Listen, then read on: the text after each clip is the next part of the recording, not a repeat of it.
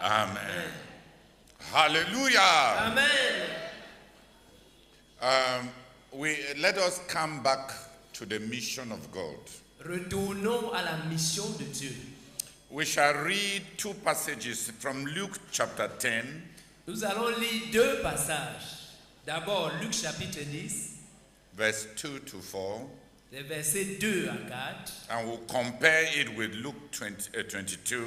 Et nous allons le comparer avec Luc chapitre 22, Verse 34 to 38. les versets 34 à 38. Please, let's stop the many movements in the hall. S'il vous plaît, arrêtons les nombreux mouvements dans la salle. Les surveillants ferment les portes, c'est l'heure. Luc chapitre 10, du verset 2 au verset 4. Il leur dit, la moisson est grande, mais il y a peu d'ouvriers. Priez donc le maître de la moisson d'envoyer des ouvriers dans sa moisson. Partez, voici, je vous envoie comme des agneaux au milieu des loups.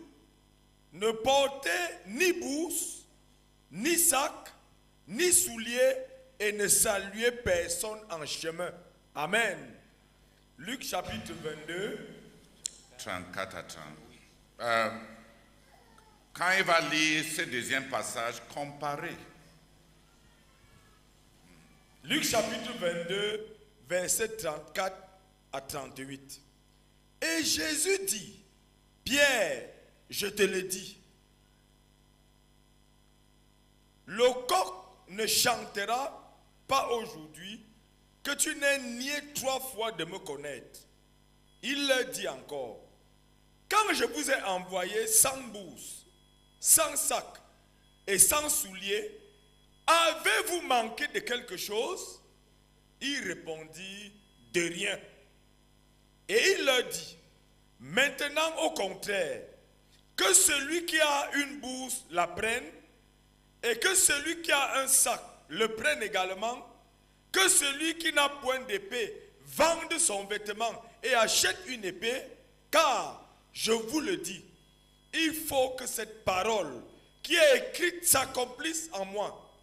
Il a été mis au nombre des malfaiteurs, et ce qui me concerne est sur le point d'arriver.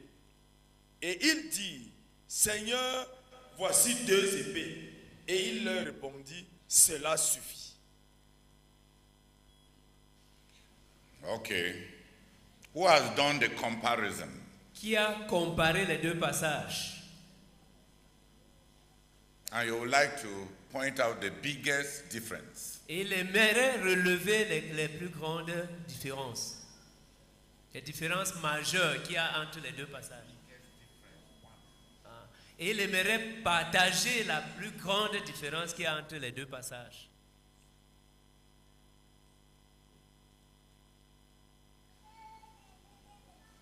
Yes, Flo.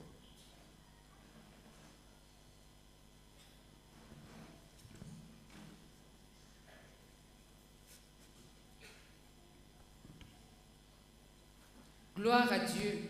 Amen. Il y a une différence.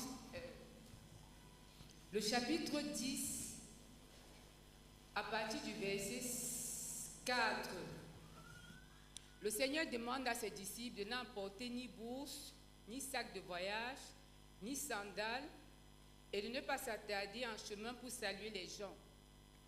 Et au chapitre 22, il y a une sorte, enfin je ne sais pas si c'est une contradiction, il leur demande plutôt maintenant d'acheter que celui qui n'a pas. Ça se trouve au verset 36. Il dit, eh bien maintenant, poursuivit-il, si vous avez une bourse, prenez-la. De même, si vous avez un sac, prenez-le. Et si vous n'avez pas d'épée, vendez votre manteau pour en acheter une. Donc, au début, il leur demande de ne rien prendre. Et cette fois-ci, il leur demande d'acheter s'ils n'en ont pas. Ça, c'est l'une des choses qui m'a marqué et qui fait une différence. Pourquoi tu penses que c'est une contradiction? Peut-être ce n'est pas le mot, mais il y a déjà une différence qui se... There is a difference. Il y a une différence. In chapter 10, he sent them.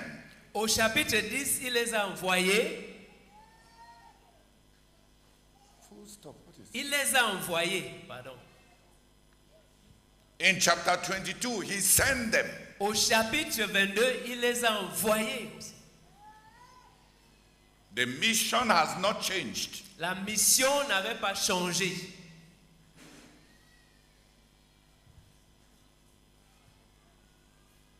The responsibility to go and preach the gospel has not changed. La responsabilité d'aller de prêcher l'évangile n'a pas changé. Go.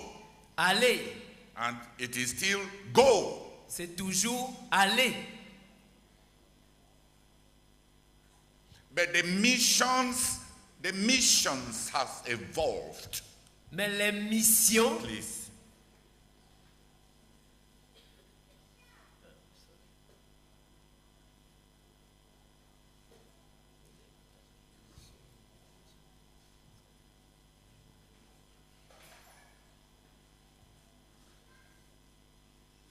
mais il y a eu évolution dans la mission. In chapter 10, Au chapitre 10, go. allez.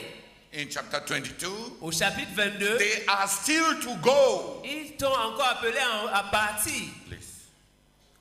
Ils doivent encore partir. Encore. Ils doivent toujours partir.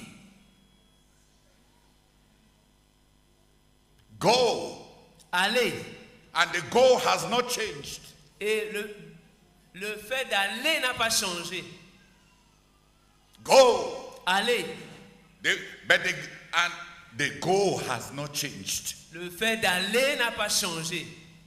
The message has not changed. Le message n'a pas changé. The conditions have. Mais les conditions ont changé. And the Lord draws their attention to the conditions. Et le Seigneur a attiré leur attention sur les conditions.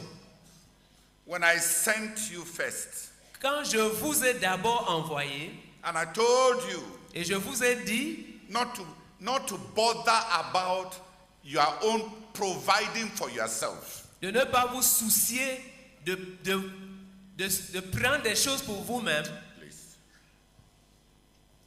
de ne pas vous soucier des provisions pour le voyage.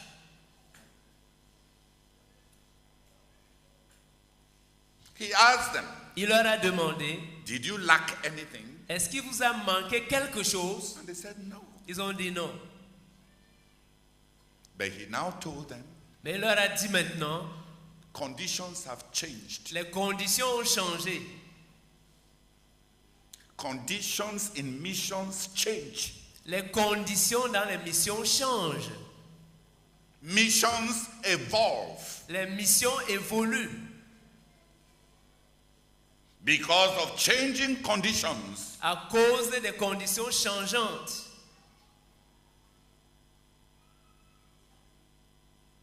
Do not take a salary. Ne prenez pas de salaire. Don't go with a guarantee of provision. Ne partez pas avec une assurance de provision. Please.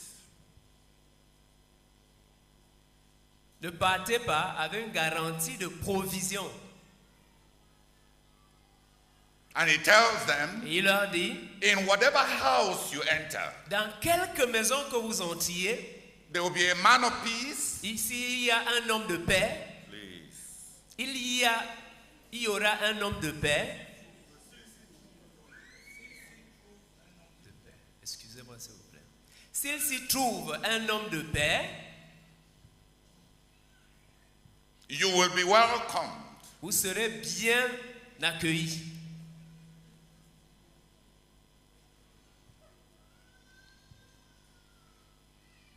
If they give you food, Si on vous donne à manger, eat. mangez. But don't go from house to house. Mais n'allez pas de maison en maison. He was telling them, Il était en train de leur dire, listen, there are some missions écoutez, il y a des missions where if you go with a salary, Ou si tu emportes avec toi un salaire, il y a des missions que si tu pars, étant assuré d'un salaire et d'une provision de là où tu es venu, tu ne vas pas réussir. Parce qu'il y a des missions où Dieu a mis ton salaire sur la route de ton travail.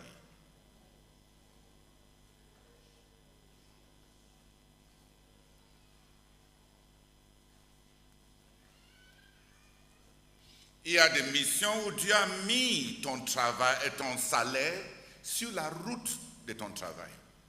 Ça veut dire que si tu pars en ces missions-là, si tu restes chez toi, tu vas mourir de faim. Tu dois sortir. Tu dois entrer dans telle ville. Tu dois entrer dans telle maison.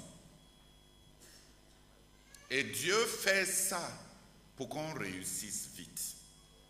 Parce que selon le principe de Galates 6:6, soit que tu prêches et les gens vont te donner, qui ont reçu, les gens qui ont reçu ton message.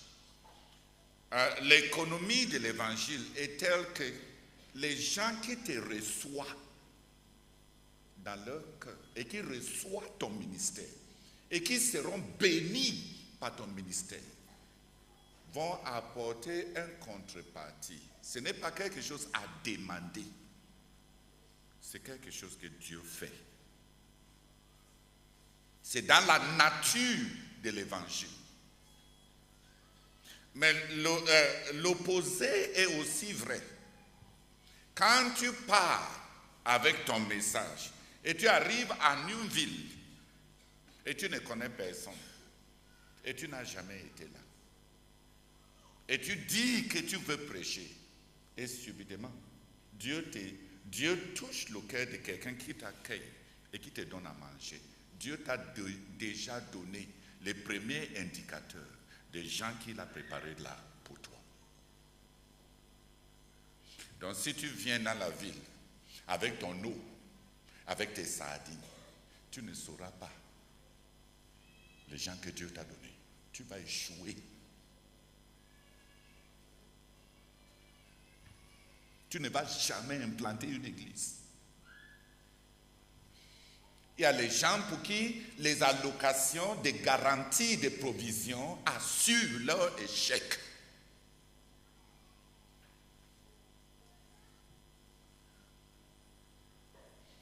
Comment tu vas savoir les gens que Dieu t'a donnés?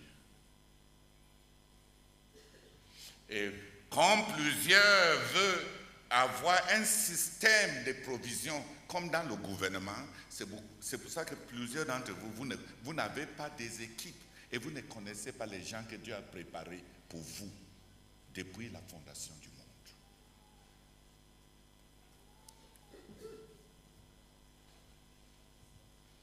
Tu ne sauras pas les gens que Dieu a préparés pour faire partie de ta vie,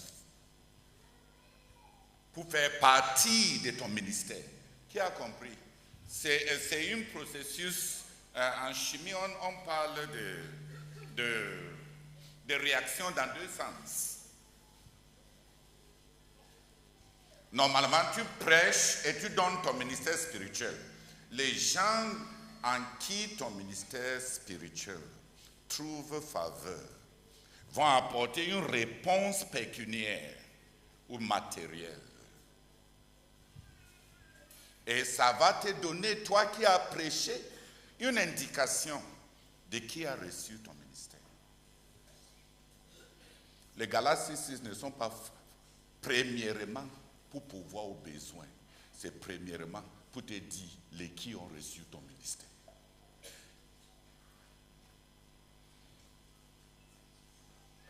Et les qui ont des cœurs fermés contre toi.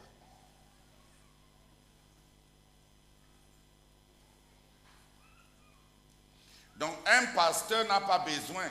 Donc si tu es un pasteur et tu donnes l'impression, tu scies les airs de pauvreté et tu es toujours en train de donner des sujets de prière pour l'argent, tu vas manipuler les gens qui t'aiment et tu ne sauras pas cette dynamique qui est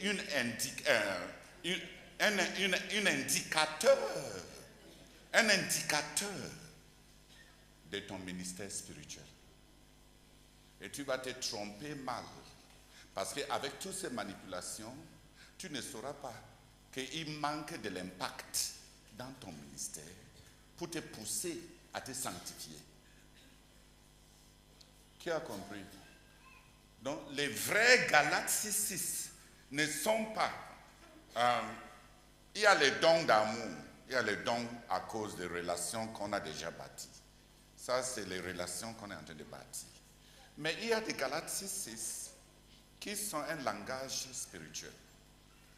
Les gens qui ont reçu le ministère que tu les as apporté répondent avec ce qu'ils ont. Et c'est un processus spontané et spirituel. Quand Dieu est dans ton ministère, Dieu sera dans le cœur de ceux qui reçoivent ton ministère. Qui a compris? Mais le sens inverse est aussi vrai. Tu arrives quelque part et les gens, Dieu ouvre leur cœur envers toi. Et ça, c'est aussi un langage spirituel de Dieu en train de te dire, voici les personnes à qui il faut rendre ton ministère. La Shunamite vient, offre une chambre, une table, une chambre de retraite et toute la nourriture chaque fois qu'Élisée passe. Et Élisée dit, Élisée s'arrête pour demander, qu'est-ce que je peux faire pour toi? Parce que ce n'est pas simplement une question de payer, c'est un indicateur que par rapport à ce que Dieu a mis sur toi, tu dois donner ta part à la personne. C'est un langage spirituel. Ce n'est pas un langage fabriqué pour les mendiants.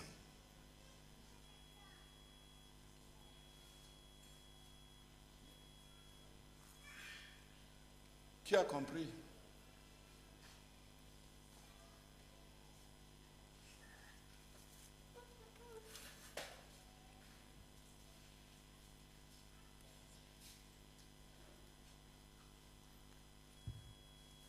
Qui a compris que cette affaire qu'on appelle Galates 6 là, c'est un langage spirituel. Parce que si tu entres dans la mission, c'est le principe économique pour l'approvisionnement missionnaire. Donc tu dois être rempli de Dieu. Parce que tu dois prier. Parce que qui va préparer les gens qui vont t'accueillir? Tu connais qui là-bas? À un moment au Nigeria, j'avais décidé, il y a une promotion de missionnaires que j'ai formée. Je voulais démontrer que la parole de Dieu est le même et ça ne va jamais tomber à terre. Donc pour leur stage, je les ai pris 2 à 2 après avoir formé une trentaine. C'était une promotion d'une trentaine. Et je les ai dit, on va prouver que la parole de Dieu est vraie. Je les ai dit, purifiez vos cœurs, demandez au Seigneur de vous remplir du Saint-Esprit, priez. J'ai distribué les villes. On a dit, vous deux, vous partez à Ejebode.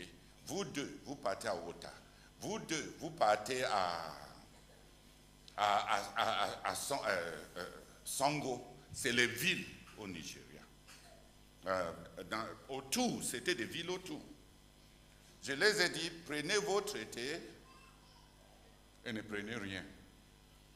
Allons voir si les paroles de Jésus sont vraies. Et je les ai donné le transport retour.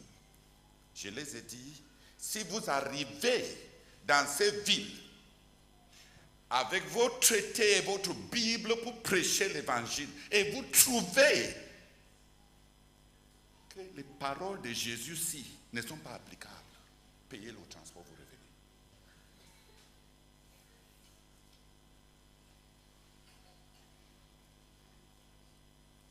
Personne n'est revenu. Personne. Un des pères, une des pères, m'a dit qu'ils sont arrivés au stationnement, ils sont sortis. Et comme ils ne savaient pas où aller, ils ont commencé à donner quelques traités et à prêcher. Donc ils ont donné un traité à un homme. Le monsieur a pris le traité et il partait. Et il est parti loin et il est revenu. Il demandait, vous dormez où?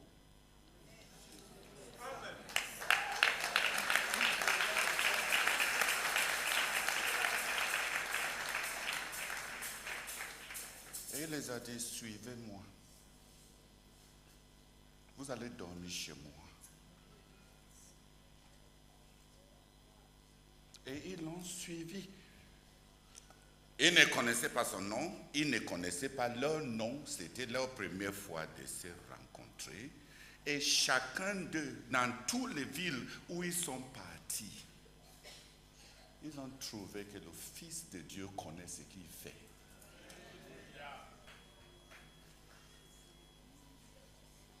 Le Fils de Dieu connaît ce qu'il fait. Et ils sont partis dans chacun a trouvé. Il n'y a personne qui a fait une seule soirée sans être accueilli quelque part, dans des villes où ils ne connaissaient personne. Je ne les ai pas donné l'argent pour acheter la nourriture. Simplement, le transport aller et le transport retour. Rien que ça, pas parce qu'il n'y avait pas l'argent, mais parce qu'on voulait voir. Parce que si tu veux entrer dans un travail et tu embrasses quelque chose que tu n'as pas prouvé que ça marche, tu vas dire quoi aux autres? Si ça n'a pas marché pour toi, quand tu vas imposer les mecs, tu sauras que ça va marcher comment.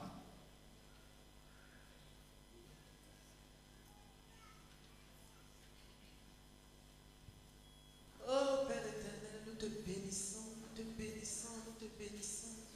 Tu sais ce que tu fais, Seigneur.